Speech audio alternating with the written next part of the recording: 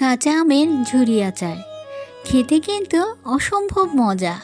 তৈরি করাটা খুবই সহজ, লাগবে না কোনো তেল, ভিনেগার, রোদে শুকানোর কোনো ঝামেলা, কিন্তু সংরক্ষণ করতে পারবেন দীর্ঘদিন। আসসালামু আলাইকুম, আফরিন কুকিং লাইফস্টাইল থেকে বলছি। তৈরি করব কাঁচা আমের ঝুরি আচার। চলুন মূল প্রসেসে চলে যাই। আমি ঝুরি আচারটা 1 কেজি আমের করব। আমটাকে প্রথমে খুব ভালো করে ধুয়ে খোসা ছাড়িয়ে নেবেন। একটা গ্রেটারের সাহায্যে গ্রেট করে নেবেন। ছোটটা দিয়ে নয়, বড় ফুটোটা দিয়ে করবেন। এই যে ঠিক আমি যেমনটি করেছি, একটু লম্বা লম্বা করে গ্রেট করে নিয়েছি। এখন 1 কেজি আমের জন্য দিয়ে দেবেন 1 কাপ চিনি। চিনিটাকে খুব ভালো করে আমের সাথে মিশিয়ে দেবেন। মেশাতে মেশাতেই আমের গা থেকে পানি ছেড়ে আসছে। এখন আচারটা তৈরি করে নিচ্ছি। গ্যাসে একটা প্যান বসিয়ে চিনি মাখানো আমটাকে দিয়ে দেবেন।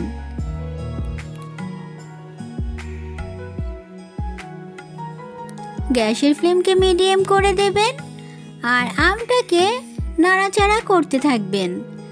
দেখবেন প্রায় 10 থেকে 8 মিনিটেই কিন্তু সম্পূর্ণ চিনি ছেড়ে আমটা একেবারে রসালো হয়ে গিয়েছে।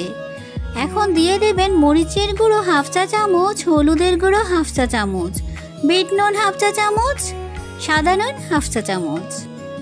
একটা মশলা তৈরি করে নিচ্ছি। 5 ফোড়ন 1 চা চামচ, মৌরি 1/2 চা চামচ, গোটা জিরা নিয়ে নেবেন 1/2 চা চামচ।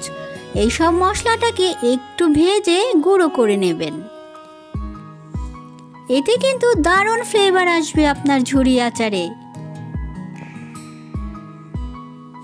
এখন সব মশলার সাথে ওখান থেকে 1 চা চামচ দিয়ে দেবেন।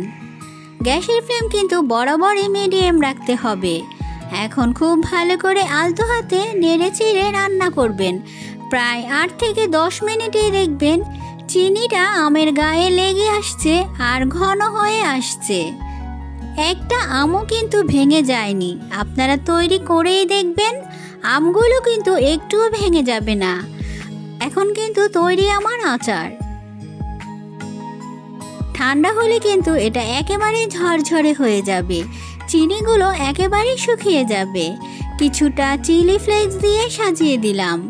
যদি সহজ রেসিপিতে আমার এই কাঁচা আমের ঝুরি আচার ভালো লেগেছে, অবশ্যই বাড়িতে বানিয়ে নেবেন। এই আচারটা কাচের বয়ামে ভরে কিন্তু নর্মাল ফ্রিজে রেখে সংরক্ষণ করতে পারবেন 6 মাস। ম্যাঙ্গো বার বা আমসত্তর, এটা কিন্তু খুব মজার একটা খাবার। বাচ্চা বড় সবার পছন্দ। কম বেশি আমরা সবাই তৈরি করে থাকি, কিন্তু সবাই পারফেক্টভাবে তৈরি করতে পারেন না। উঠানোর সময় ভেঙে যায়, আবার পিউরিটাও ঠিকঠাক মতো করতে পারেন না। সব কিছু সমস্যার সমাধান নিয়ে পারফেক্ট ম্যাঙ্গো বার তৈরি করব। 1 কেজি নিয়েছি পাকা মিষ্টি আম। আজকের ম্যাঙ্গো বারটা তৈরি করব মিষ্টি, তাই পাকা মিষ্টি আম নিয়েছি। খুব ভালো করে ধুয়ে খোসা ছাড়িয়ে নেবেন। অবশ্যই খোসা ছাড়ানোর আগে ধুয়ে নিতে হবে। এখন একটা ছুরির সাহায্যে কেটে নেবেন। আচ্ছা, জেনে নিন এই পিউরিটা যখন করবেন একটুও কিন্তু পানি ব্যবহার করা যাবে না। এভাবে কেটে একটা ব্লেন্ডারে জারে দিয়ে পিউরি নিয়ে নেবেন। জেনে নিন পিউরিটা কেমন রাখবেন। কোনো পানি ব্যবহার করবেন না, আর যেন কোনো লাম্পস না থাকে। এখন ম্যাঙ্গো বারটা তৈরির জন্য গ্যাসে একটা প্যান বসিয়ে দেবেন। যেহেতু মিষ্টি ম্যাঙ্গো বার তৈরি করছি, এই মিষ্টি আমের সাথে এটাকে শক্ত করার জন্য 1/2 কাপ চিনি দিয়ে দিচ্ছি। গ্যাসের ফ্লেমকে কিন্তু বরাবরই মিডিয়াম করে রাখবেন, কারণ এই ম্যাঙ্গো বার তৈরির সময় অনেক ছিটকে ওঠে। তাই মিডিয়াম ফ্লেমে একটু দূরে থেকে নাড়তে থাকবেন। প্রায় 8 থেকে 10 মিনিট নাড়ার পর কিভাবে বুঝবেন আপনার ম্যাঙ্গো বারের জন্য পিউরিটা তৈরি, জেনে নিন। একটা চামচে একটু উঠিয়ে দাগ কেটে দেবেন। যদি দুটো ভাগ থাকে বুঝে নেবেন এখন ম্যাঙ্গো বারের জন্য পিউরি তৈরি। গ্যাসের ফ্লেম থেকে নামিয়ে দেবেন। আচ্ছা, যেই পাত্রে সেট করবেন একটু সরিষার তেল ব্রাশ করে নেবেন। এতে কিন্তু চট করে আপনার ম্যাঙ্গো বার উঠে আসবে, কোনো সমস্যাই হবে না। একটু গরম থাকা অবস্থায় ঢেলে দেবেন। হাত দিয়ে দুলিয়ে দুলিয়ে সবগুলো পাশ একরকম করে দেবেন।